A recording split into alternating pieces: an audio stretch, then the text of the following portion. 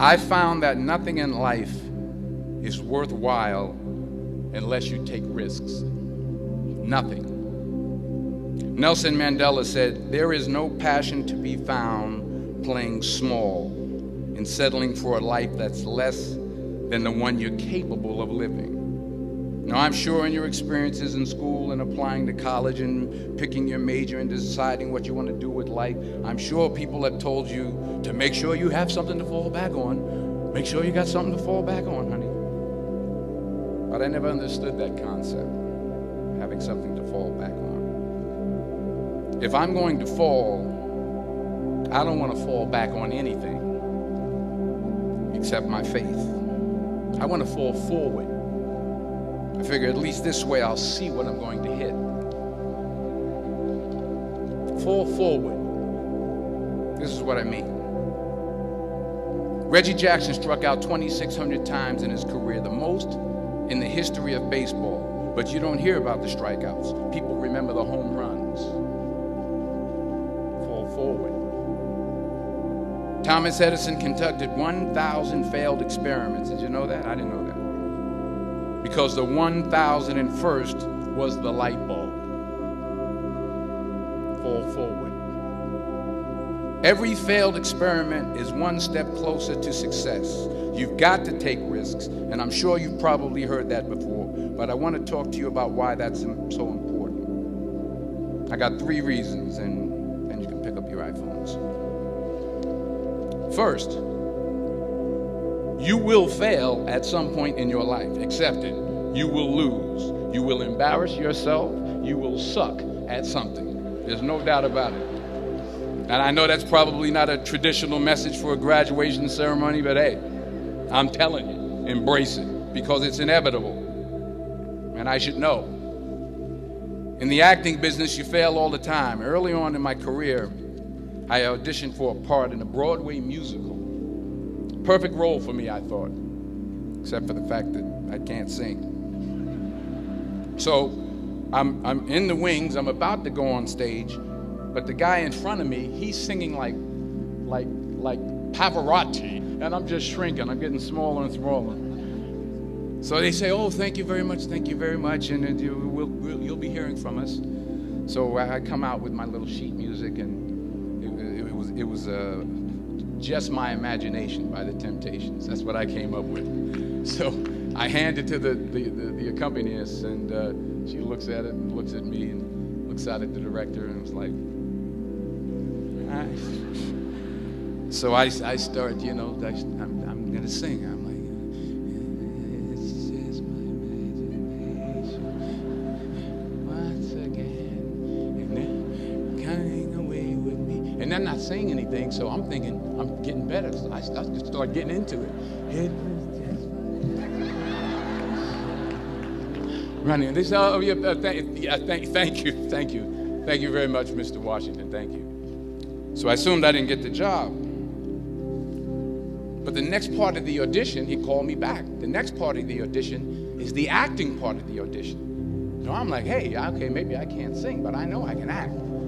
So they pair me with this guy, and again, I didn't know about musical theater. And musical theater is big, so they can reach everyone all the way in the back of the stadium. And I'm more from a realistic, naturalistic kind of acting where you actually talk to the person next to you. So I don't know what my line was. My line was, "Well, hand me the cup." And his line was, "Well, I will hand you the cup, my dear. The cup will be there to be handed to you." I said, "Oh, okay." "Well, should I give you the cup back?" "Oh, yes, you should give it back to me, because you know that is my cup and it should be given back to me." I didn't get the job. But here's the thing. I didn't quit. I didn't fall back. I walked out of there to prepare for the next audition, and the next audition, and the next audition. I prayed. I prayed. And I prayed. But I continued to fail, and fail, and didn't fail, but it didn't matter because you know what? There's an old saying, you hang around the barbershop long enough, sooner or later you're going to get a haircut. So you will catch a break, and I did catch a break.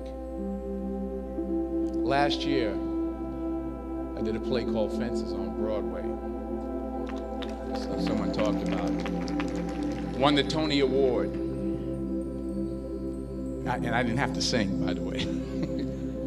But here's the kicker. It was at the Court Theater. It was at the same theater that I failed that first audition 30 years prior. The point is, and I'll pick up the pace, the point is every graduate here today has the training and the talent to succeed. But do you have the guts to fail? Here's my second point about failure. If you don't fail, you're not even trying. I'll say it again. If you don't fail, you're not even trying. My wife told me this great expression. To get something you never had, you have to do something you never did. Les Brown's a motivational speaker. He made an analogy about this. He says, imagine you're on your deathbed, and standing around your deathbed are the ghosts representing your unfulfilled potential. The ghost of the ideas you never acted on. The ghost of the talents you didn't use. And they're standing around your bed, angry, disappointed, and upset. They say, we came to you because you could have brought us to life, they say. And now we have to go to the grave together.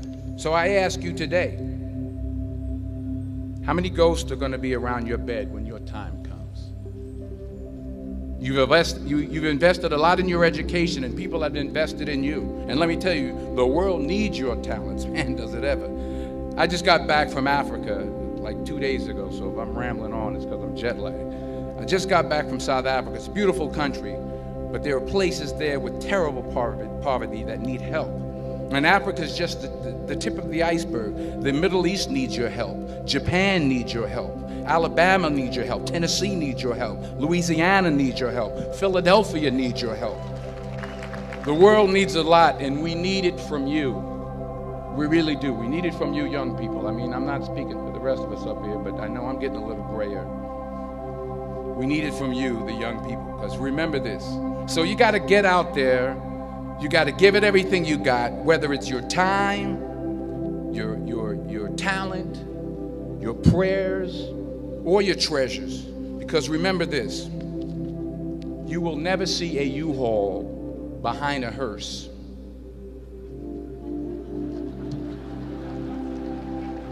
I'll say it again. You will never see a U-Haul behind a hearse. You can't take it with you. The Egyptians tried it, and all they got was robbed. So the question is, what are you going to do with what you have? I'm not talking about how much you have.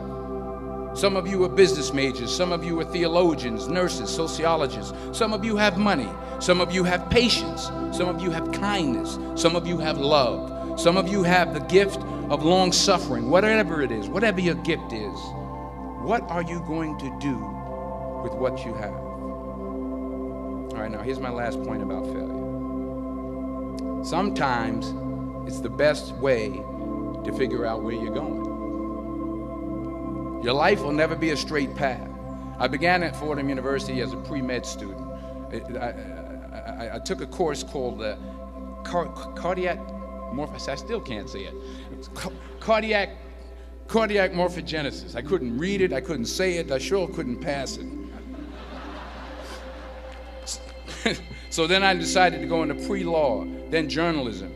And with no academic focus, my grades took off in their own direction.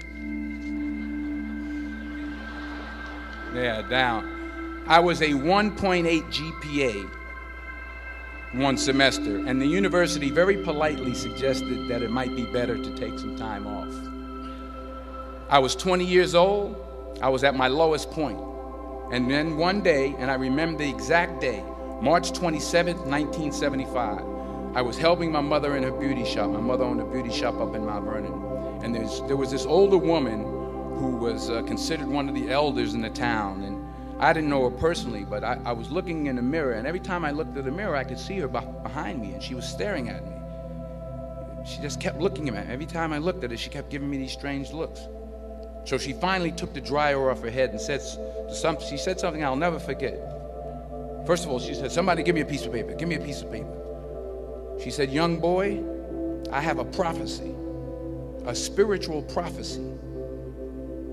She said, "You are going to travel the world and speak to millions of people." Now, mind you, I'm 20 years old. I'm flunked out of school. In fact, like a wise ass, I'm thinking to myself, maybe she's got something in that crystal ball about me getting back into school next fall. But maybe she was on to something, because later that summer, while working as a counselor at a YMCA camp in Connecticut, we put on a talent show for the campers. And after the show, another counselor came up to me and asked, "Have you ever thought about acting? You're good at that." So when I got back to Fordham that fall, I got in and I changed my major once again for the last time. And in the years that followed, just as that woman prophesied, I have traveled the world and I have spoken to millions of people through my movies. Millions who up till this day couldn't see me, who up till this day I couldn't see while I was talking to them, and they couldn't see me. They could only see the movie. They couldn't see the real me. But I see you today, and I'm encouraged by what I see. And I'm strengthened by what I see. And I love what I see. Let me conclude with this one final point, and actually the president kind of brought it up. It has to do with the movie Philadelphia. She stole my material. Many years ago, I did this movie called Philadelphia. We filmed some of the scenes right here on campus. Philadelphia came out in 1993. Most of you were probably still in diapers. Some of the professors too. But that cracked me up. But it was a good movie. Rent it on Netflix. It's a good movie. Rent it. I get 23 cents every time you rent it. Please, rent it. True. Parents up there, rent it. Netflix, please. Tell your friends too. It's about a man played by Tom Hanks who's fired from his law firm because he has AIDS. He wants to sue the firm, but no one's willing to represent him until a homophobic ambulance chaser lawyer, played by yours truly, takes on the case. In a way, if you watch the movie, you'll see everything I'm talking about today. You'll see what I mean about taking risk or being willing to fail. Because taking risk is not just about going for a job. It's also about knowing what you know and what you don't know. It's about being open to people and to ideas. In the course of the film, the character I play begins to take small steps, small risks. He very, very, very slowly begins to overcome his fears. And I feel ultimately his heart becomes flooded with love. And I can't think of a better message as we send you off today. To not only take risks, but to be open to life, to accept new views, and to be open to new opinions, to be willing to speak at a commencement at one of the best universities in the country, even though you're scared stiff. While it may be frightening, it will also be rewarding. Because the chances you take, the people you meet, the people you love, the faith that you have, that's what's going to define you.